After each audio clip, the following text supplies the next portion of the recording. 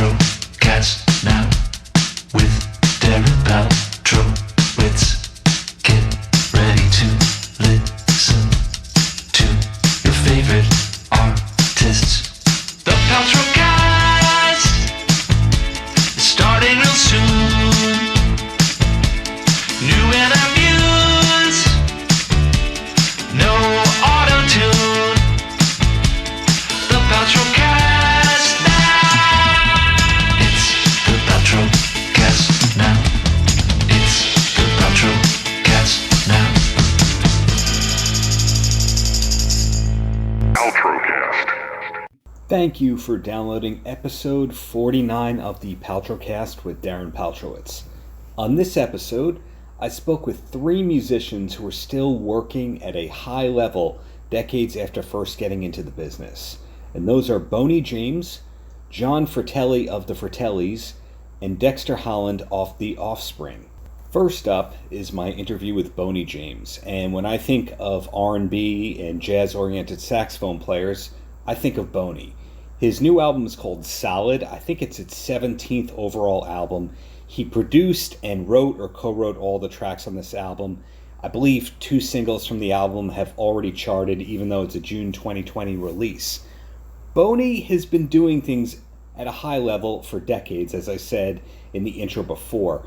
He's a 2-time NAACP Award nominee, a Soul Train Award winner, Billboard accolades, Grammy nominations. I think he has 11 #1 Billboard jazz albums. It doesn't get much better than that. Really, really nice guy. He got his start as a sideman, and he worked with Morris Day from Morris Day and the Time. We spoke a little bit about that. I think you're going to like this one.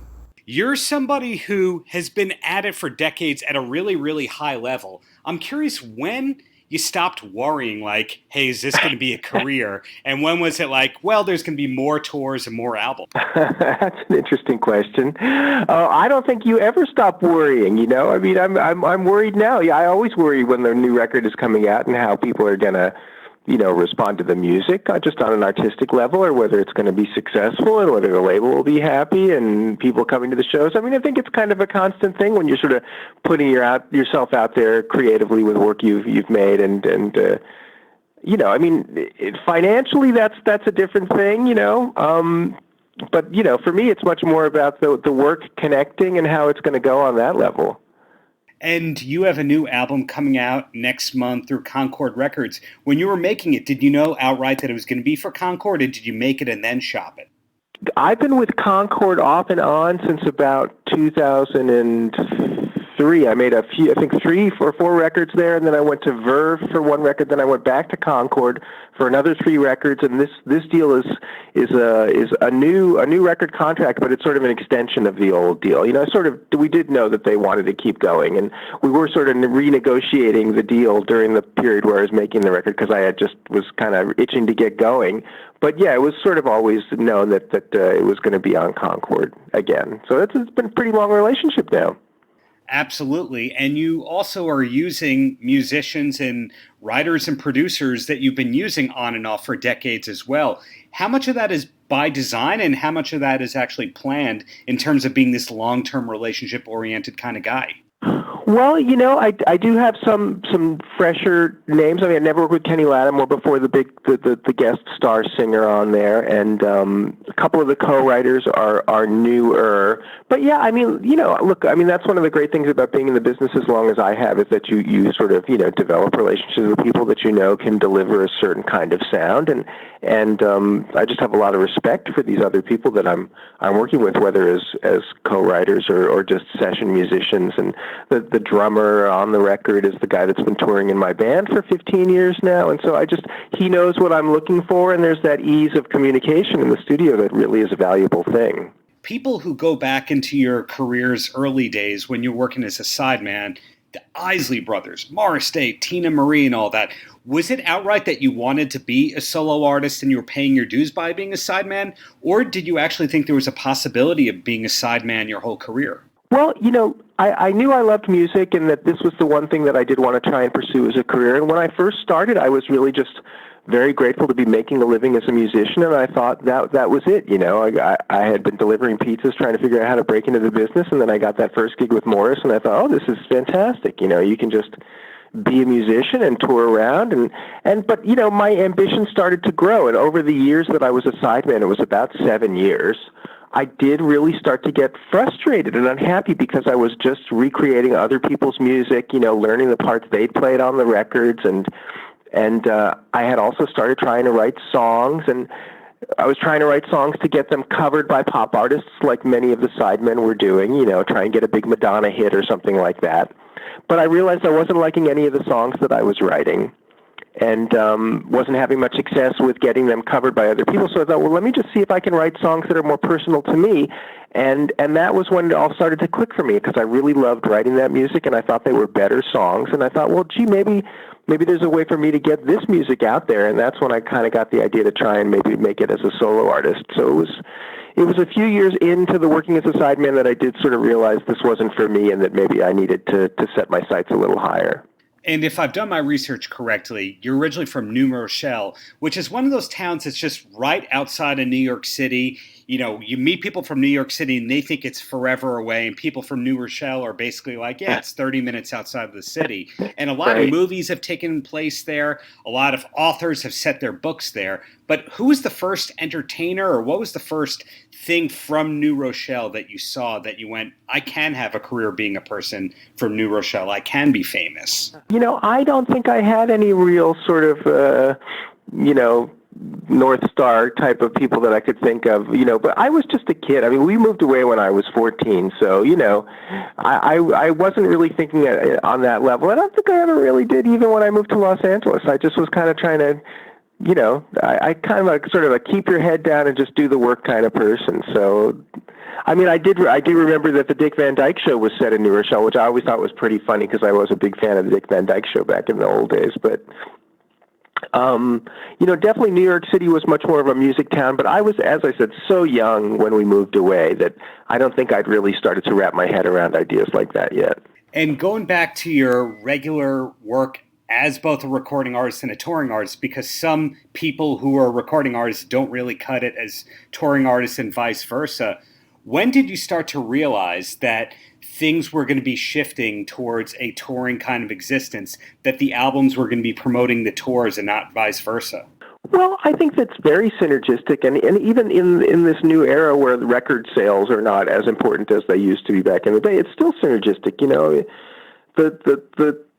I always loved playing live. I mean, that's the first reason I thought I wanted to be a musician anyway, just because I loved being on stage and playing with a band and in the same space as the audience, and that communal sense that you get from a live gig. But I did discover once I started making records that I loved that part too, and that the meticulous permanence of making something like that just, it's just a really another fabulous aspect of this job. But I do think that the records feed the gigs, and the gigs, make fans that want to hear the new songs you're writing. So I think that it's all part of the two sides of the same coin, really. What is life like for you outside of music? Now, people who follow you closely do know that your wife is an actress and a director per se, and you have worked together, but is there a lot going on besides music in your life, music and marriage, rather? Not really. I'm a very quiet, homebody type of person when I'm not gigging. I'm always out here in my studio in the backyard every day, just about practicing my saxophone, even if I'm not making a new record. And I don't do much, but think about music and hang out with my wife, and that's a great life for me. So not an MMA fan or something random like that. And I asked that because you find a lot of musicians actually are into golf, whether or not they're public about it. Yeah, I know a lot of musicians that love to play golf. That is not me. I think golf is another thing that people get super passionate about, and you have to practice golf all the time, and I've already got that with the saxophone. So I'm very fortunate that my hobby of playing the saxophone and writing songs is also my job. So, it's all fun for me. It doesn't feel like work that I need to relax from at all. I'm always just having fun when I'm dealing with music. I like to read in my spare time. That's something I do like to do. I'm not a sports fan or anything like that. I'm just a little sort of a simple cat. And that's really awesome to hear. And one other thing that I'm curious about when you're talking to somebody who's a master of their instrument is whether they also play an instrument or two for fun that they kind of struggle with, just to be able to like exercise that part of their mind, really. Well, I mean, as a sax player, when I was a sideman, there was often an expectation that you would need to play some flute as well.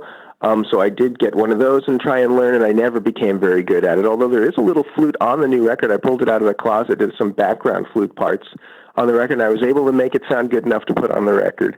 I did learn how to play keyboards when I was younger, just to write songs, and that was actually my first entree into being a sideman. I toured with Morris Day as a keyboard player, and most of the gigs that I did, I was sort of a keyboard/sax player.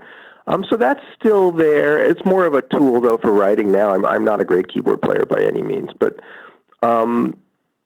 those are the other two instruments I kind of play sort of poorly, but enough to get by. But I don't have like a hobby. I don't like to pick up the guitar in my spare time and stuff like that. And I would be mad at myself if I didn't ask. In touring with Morris Day, what kind of a band leader was it? Because he was kind of like Prince. He was kind of like James Brown in that he was a band leader who didn't really pick up an instrument much per se. Was it a lax situation? Was it more of a boot camp kind of situation? Can you elaborate on that one? Well, I think Morris had come up through those Prince ranks, and Prince was definitely more of a James Brown kind of, I don't want to say controlling, but certainly, a band leader that wanted a certain discipline in the band. And I think Morris emulated that, certainly. Yeah, so I think that was, it was definitely that kind of Minneapolis kind of Prince/James Brown kind of thing.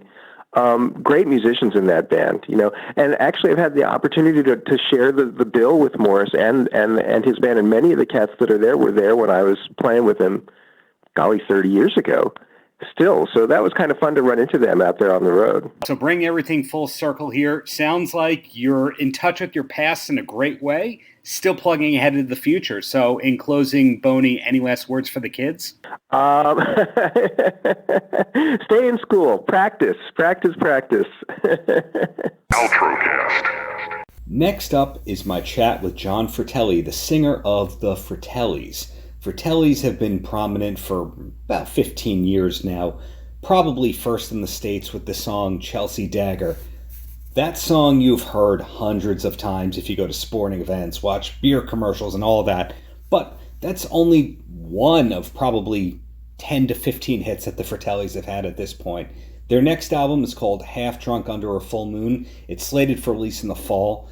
Prior to its release, the group put out a single with P.P. Arnold on vocals, and that one benefits people affected by the current COVID-19 pandemic. Jon spoke about that within our chat. He spoke about success in general.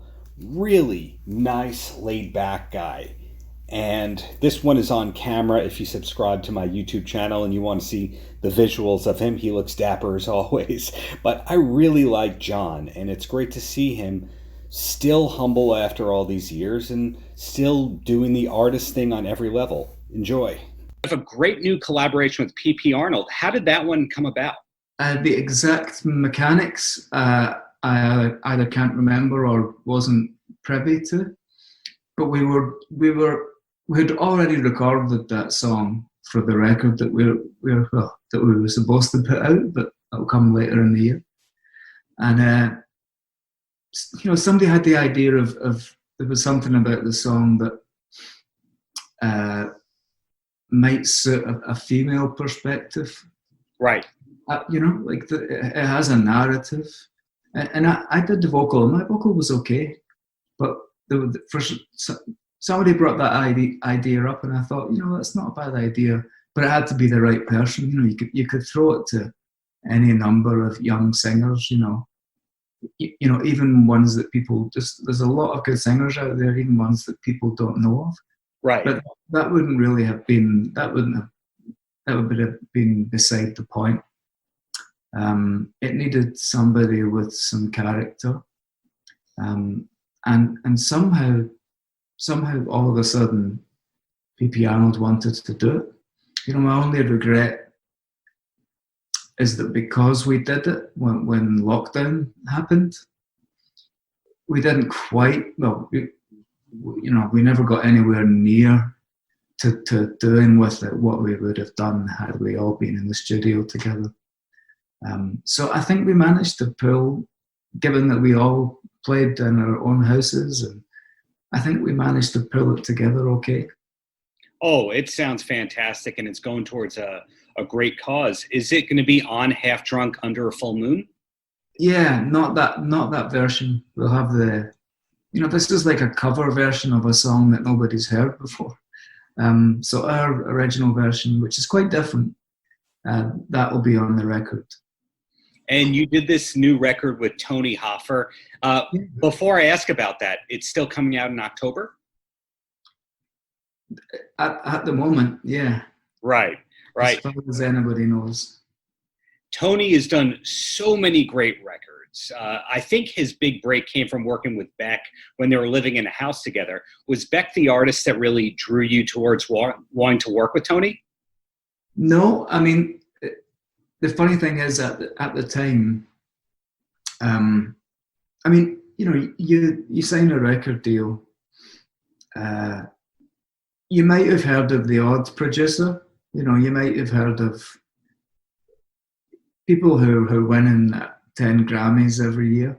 Right. But, I wasn't really up to speed on producers in general. So when his name came up, it meant nothing to me in the beginning.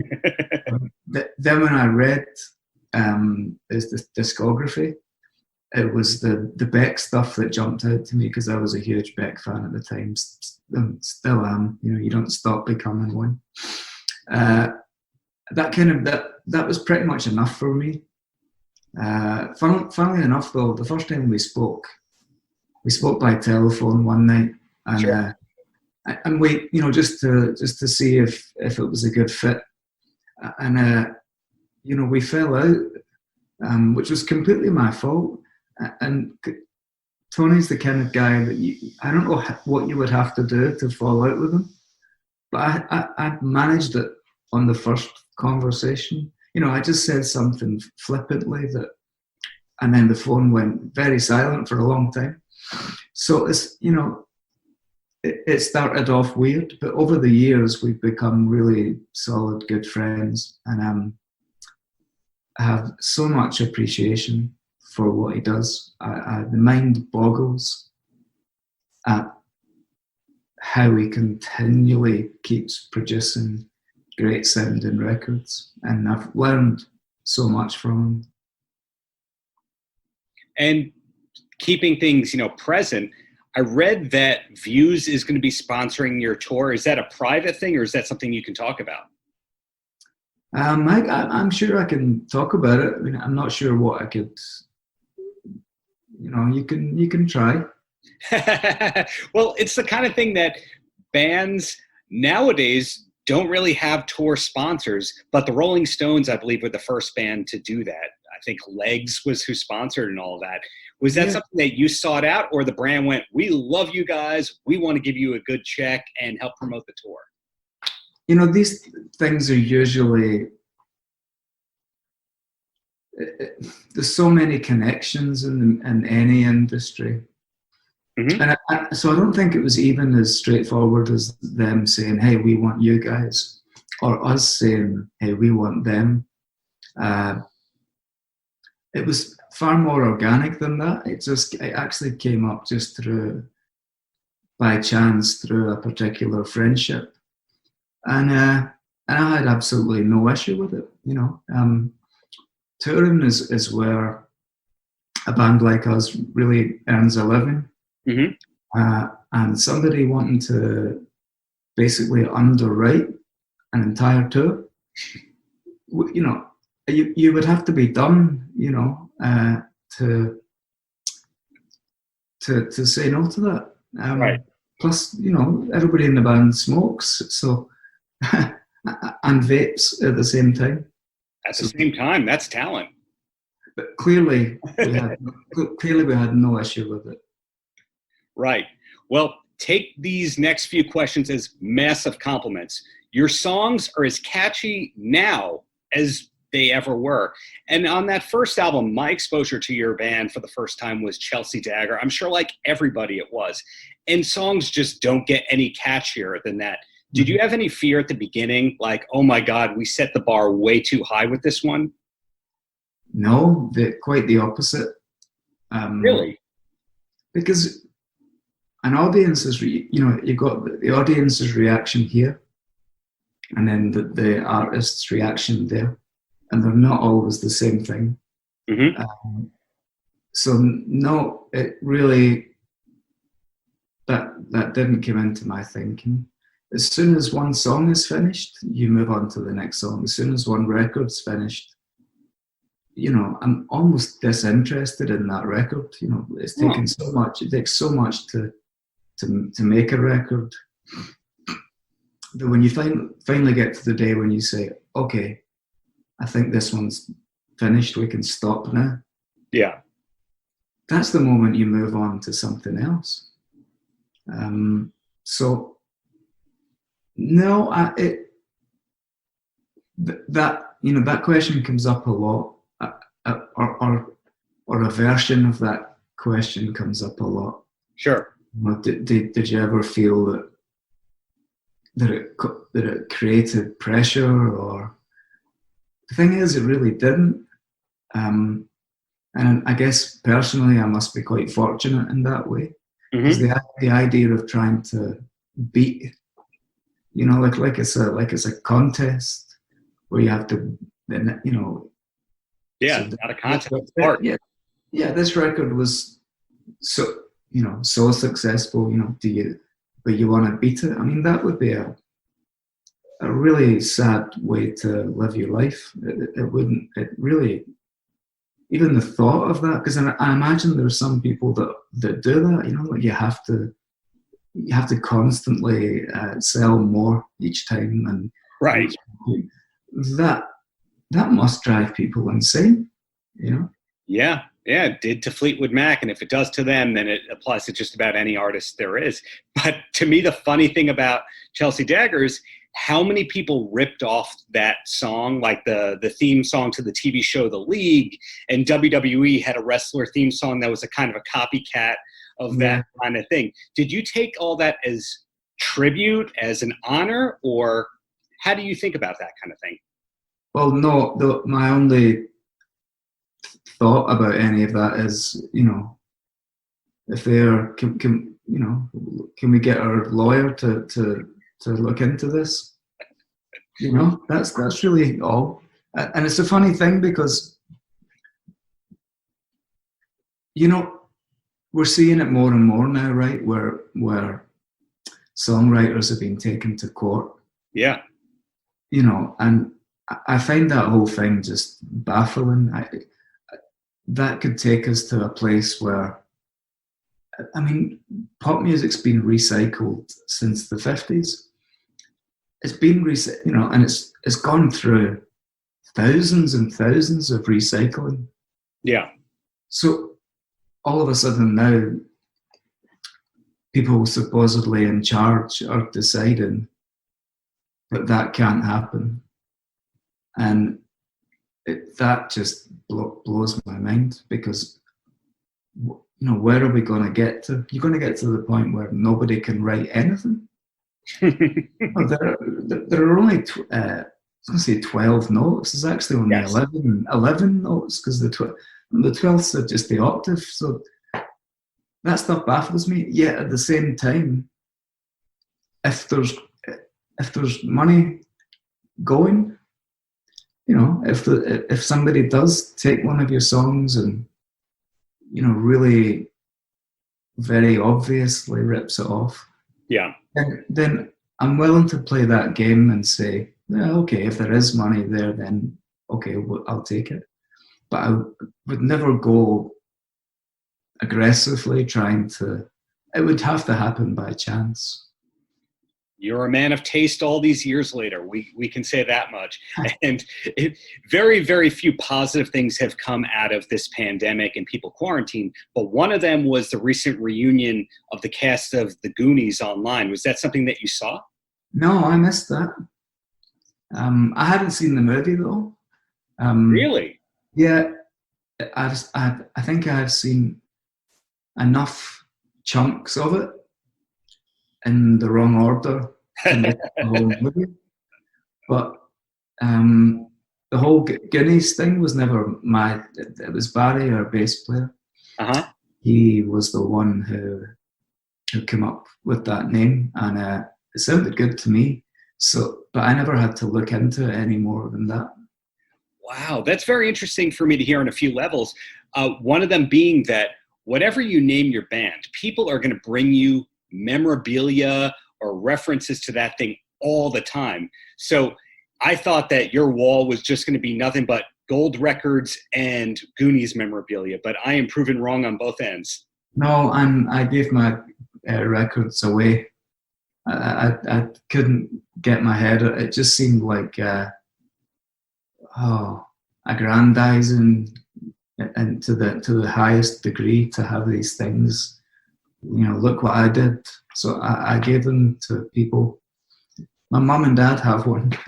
Okay, that's a good mantelpiece. So they're happy with it. So 3 quick questions, and then you are a free man, even though I know you have your Reddit AMA in a couple hours and all that. I do, and I still haven't worked out how that whole thing works, but It'll be interesting. You'll get the feel of it after 2 or 3 questions. You'll always be behind by 3 questions, but if you just say, I'm giving them 90 minutes, and you clock out at 90 minutes, there you go. And how long are people doing it for? I think what happens is a couple of people are on time and getting their questions, and then other people say, oh, he's doing an AMA, I'll throw in a question. And it just kind of keeps going until you say it's not going anymore. Okay, I'm thinking like an hour is... That seems fair to me. If you got an hour, they got an hour from you. Yeah. So the first thing is, with all the quarantining, have there been any new TV or movie recommendations that you can pass along of things that have been great that you discovered? No, because the thing is, the way I live my life is really no different to the lockdown life. Like I spend 90% of my time in my house, in this room. This is where I write and play around with music. So really, my life hasn't changed. That I'm one of the fortunate ones who. There are so many. There's a lot of people I know that really they're not having a good time with it. But right. I'm in a nice place where this hasn't changed my life that much. So I really haven't watched. The only thing I've done in this, other than make music in this period, I read Woody Allen's autobiography, and I love Woody Allen, so naturally I enjoyed that book. Cool. Second question: other than the Fratellis, who is the best Scottish band of all time? You can say Teenage Fan Club if it's that hard. Yeah, no, Deacon Blue. Deacon Blue, okay. Or the Proclaimers. The Proclaimers are so damn original that there is nobody else doing what they do. So possibly them. Okay, I'm going to do some more digging in their catalog. So in closing, any last words for the kids? My kids? Any kids that you think might be listening to this? A lot of musicians call the audience the kids, so it's whoever you think. Well, eat your vegetables. Go to bed at a reasonable hour. Sure. And always make sure that you never quite do what you're supposed to do. You never quite obey the rules. There's too many. The world needs more people who break rules. Right. Well, you've been very generous with your time here, so thank you so much, and really hope to see you live in New York when this all blows over. I can't wait. Cool. Thank you, man. Have a great rest of the day. Good luck with the AMA. Thank you. Goodbye. Paltrocast. Last and definitely not least here is my interview with Dexter Holland, the singer and primary songwriter of The Offspring. The Offspring's first hit was over 25 years ago. It's kind of funny and sad at the same time to be saying that, because I think about my teenage years where I'm hearing Come Out and Play and Self-Esteem and all these songs on the radio all the time. But the reality is we all grow up, we all get older, but at the same time, the hits have never stopped coming for the Offspring, and the band is still playing arenas and major festivals around the world. Yet music is only one of the areas of success for Dexter, who is a doctor, but he also is the founder of Gringo Bandito Hot Sauce. Yes, Gringo Bandito, great name. That is him on the label with the sombrero and all that kind of stuff. But it started off as a little bit of a hobby for him of, hey, I'm going to make some hot sauce and give to my friends as holiday presents. And it evolved to being sort of a side hustle. And then it evolved into being a real company. People have been following Dexter and the Offspring for a long time will remember that he had a record company called Nitro Records that kind of discovered or at least gave early starts to bands like AFI and the Vandals and all that. But Dexter has applied some of those music-oriented principles to running Gringo Bandito. We spoke about that. I also got him to open up about his punk roots and The Damned and what it's like to fly a plane, because this man is very, very talented and he also flies a plane. Nice guy. I could have spoken to him for hours, but we kept this one short and sweet. Enjoy.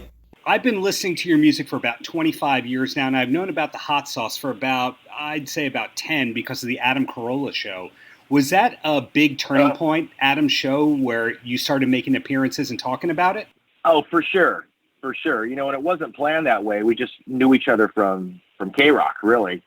And I gave him the hot sauce and he just happened to like it. So it was very natural that it was something that he just got a kick out of and liked. And kind of just a coincidence that his audience are the kind of folks that like hot sauce. And so it ended up being a nice way to have both those things come together. Right. And the hot sauce has been around for more than 15 years. But what exactly was the point that it turned from a hobby into a real business for you? I guess there's 2 points. One where all my buddies said, hey, you should put this out. And you kind of laugh it off, ha, ha, ha. And then they go, no, you should really put this out. Like the response I was getting was very real. And it kind of made me think about it.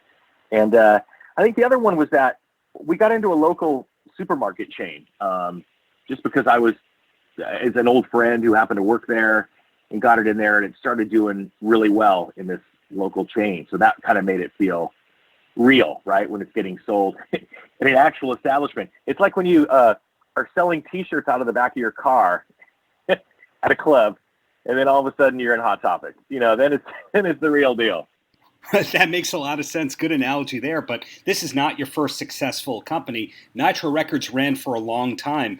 Did the closure of Nitro have anything to do with you taking the hot sauce into a real business?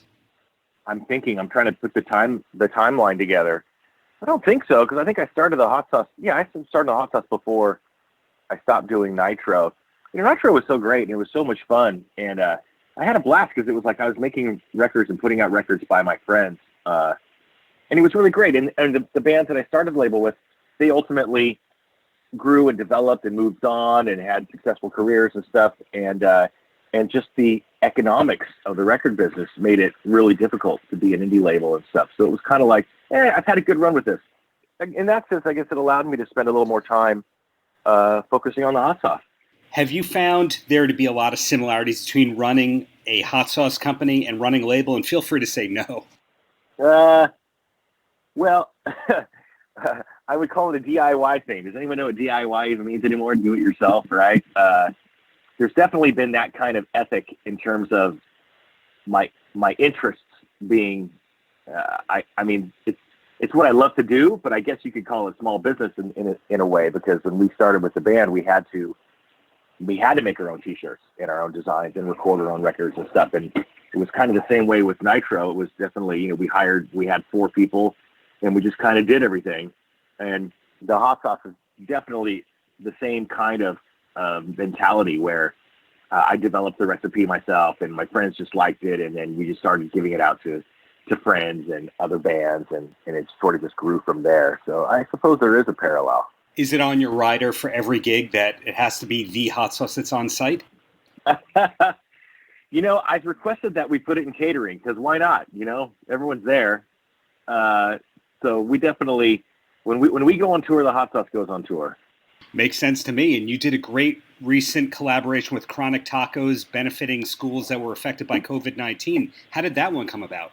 Yeah, well, we've been friends, us and the Chronic Tacos guys, for a long time. Now. They also kind of came up in a similar way. They had a very small taco shop in Newport Beach. It did really well, and they expanded into a second one and a third one and a fourth one. And so I think we kind of just get along from having started small and being sort of from the same area in Orange County.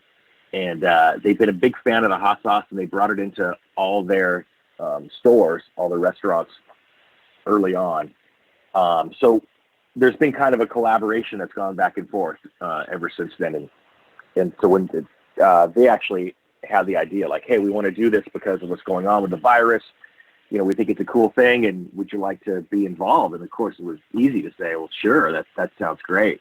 Bringing it back to you here, people who've been following you a long time know that you're a person of many interests. Besides the fact that you're still playing arenas and festivals around the world, you got the successful hot sauce, you're a PhD. Besides the label and all that, you're a pilot as well. I think you're kind of like the punk rock Bruce Dickinson. Is that a description that's ever come up to you? A punk rock Bruce Dickinson. Okay. All right. Would that make him a metal Dexter? I don't know how that would work. But you just mean that in the sense that we both fly airplanes and we're both singers in bands. Is that what you mean? Well, Maiden has their beer that's on the market and growing that started off as a hobby thing that turned out to be a growing thing in general. And then you in general are just active when it comes to being a media personality. Where I'm going with this is, when did you realize that you didn't just want to be a famous singer? Oh, I see. Oh gosh, I don't know. I've always wanted to do a bunch of stuff. I was in grad school. I eventually finished to get the doctorate, but I felt like I really wanted to do the band thing as well, but I didn't want to give up working on the degree. And the way things worked out, I had to kind of come back to that. But there's always been things like, on the back burner, like, I'm in school, I'm looking out the window and I'm seeing airplanes fly by and go, oh man, one day I want to get my license, that sort of thing. In terms of flying a plane, is it harder than everyone thinks that it is? Or is it the kind of thing where other skills that you learned, you were able to apply to do that? It's incredibly dangerous. It's amazing we're still here. No, I'm just kidding. I guess it's like anything else, you have to make sure. There's obviously, there can be some danger if you fuck up, right? So you have to take what you're doing very seriously when it comes to flying, in terms of preparing and studying and really staying current is a big thing in flying. You don't want to not fly for 2 years and then take it up. You want to keep up with it and stuff. So I guess it's a little bit different skill set. It's something that I just always thought I would like to do. And when I finally got in a cockpit and started flying, it was just like, yep, this is what I thought it was going to feel like. And I love it. I mean, some people golf or fish or whatever, and I like to fly airplanes. That is the exact quote that I was looking for right there. When I interviewed Captain Sensible from The Damned, and I asked how being covered by the Offspring changed his life at all, he talked about the great experience of flying on your plane. Were you piloting on that case, or is it just you took him for a ride? Yeah. No, I was flying that day. How funny. It has been a long time. I mean, the Damned, they're our heroes. They're just so great. And when it came up that they were looking for a label, we jumped at the chance. And it was such a great experience working with those guys. And well, you're talking about covering. We covered Smash It Up way before that, even, because that's again such a great song. We were looking for a good cover to do. And there's a lot of great punk songs, but there's not a lot of great punk songs. If you know what I mean. I know what you mean. And the Damned wrote great songs. They're actually really good songwriters, and that's why we wanted to choose that song to do. It was one of the first times we had actually covered another punk band to release, I guess. Right. It is a cover that still holds up. I think the Batman Forever soundtrack had it and all that. So looking forward to everything. Is the goal ultimately to turn your hot sauce brand into having other products besides hot sauce? We've kind of dabbled with the idea of doing something else. For right now, we've expanded our line into 4. We got 4 hot sauces, and I like that for right now. I know sometimes people, they go crazy and they got 10 different flavors, and personally that feels like it's too much. You know, I think you can cover the bases with a good red, a good green, something that's a little extra spicy. Yeah, and our thing, we did a yellow, which is just a different kind of flavor. It's more of a Caribbean flavor, I guess. But that feels like enough to me. If I were really to expand it anything else, you know what I think I would pick would probably be tequila. I would forego, you know, it's natural. Everyone thinks you're going to go into chips and salsa and whatever else, but fuck that. If I do anything else, I'm jumping straight to tequila. I don't know if that's an exclusive or not, but again, you gave me plenty to work with there. So I'm going to ask you the closing question, and that's any last words for the kids? For the kids, oh man, keep it up. You know, I think that the moral of our band is don't let other people tell you what to do.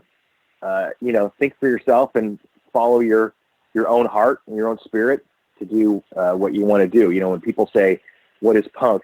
You know, punk is different for everybody. You know, I think if you looked at the Sex Pistols, it would be very nihilistic. If you looked at the Dead Kennedys, it would be very political. If you looked at, you know, Minor Threat, it would be something completely different. And somehow they were all under the umbrella of punk rock. And for us, I think it was just think for yourself and do what you want, and don't let other people dictate how your life is supposed to be. Great. Well, I do hope to see you live in New York as soon as this all blows over. Thank you so much for your time, and I'll tag you guys in the articles when they come out. Okay, it was great talking to you. Thank you. Paltrocast. Thanks for checking out the Paltrocast with Darren Paltrowitz, produced by V13 Media. Theme song by Steve Schiltz. Audio mixing by Mark Piro. Until next time, have a great Shabbos. Paltrocast.